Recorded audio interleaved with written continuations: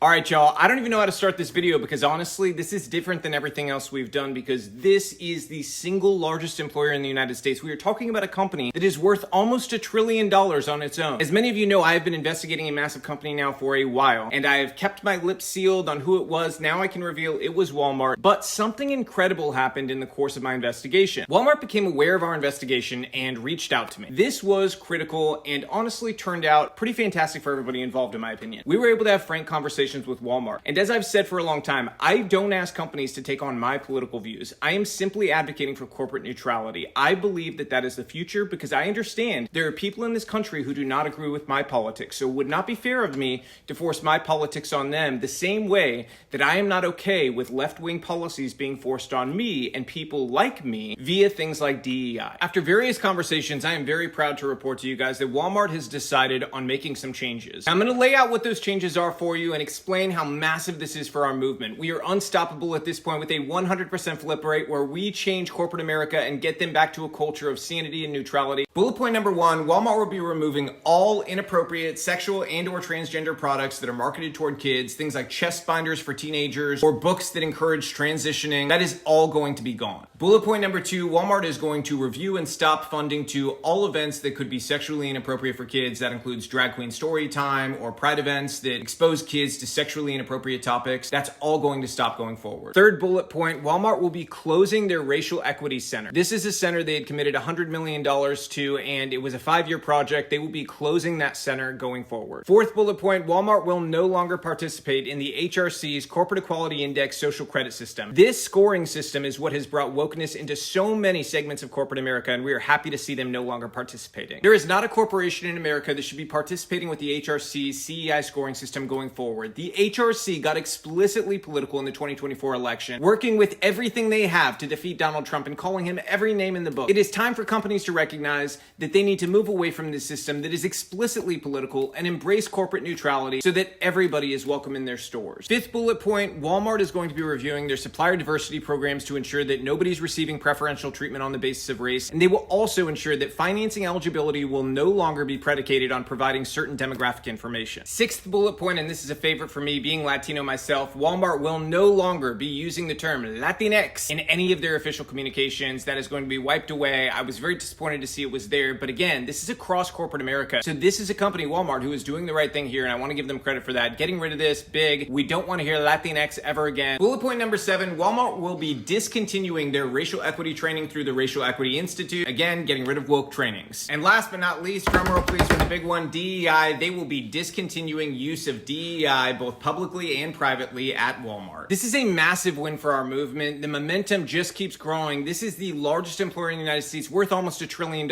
Other companies are taking notice. Suppliers of Walmart are taking notice now. With Christmas right around the corner, I'm happy I could deliver you guys one retailer that will drop the woke policies. You've still got Amazon and Target acting crazy out there with wokeness, so I'm glad I could give you guys one at least. And yes, we do have our eyes on Amazon and Target. America just voted, and we voted against wokeness. We voted for sanity. We voted for corporate neutrality. We don't want companies funding divisive things, and Walmart is setting a great example here for other companies to turn around. It's not too late. Turn around. People are very forgiving, and we can get back to sanity together and rebuild and make this country the greatest it can possibly be. As this New York Times headline clearly illustrates, the paradigm has changed. Companies need to listen to our movement. We are powerful and growing every single day. We will not stop until we have eliminated wokeness in corporate America. If you love our work to remove wokeness from corporate America, follow me, share these videos, subscribe to my X page. It's $5 a month. It supports our research team. But please tell your friends about this and let's keep this movement growing.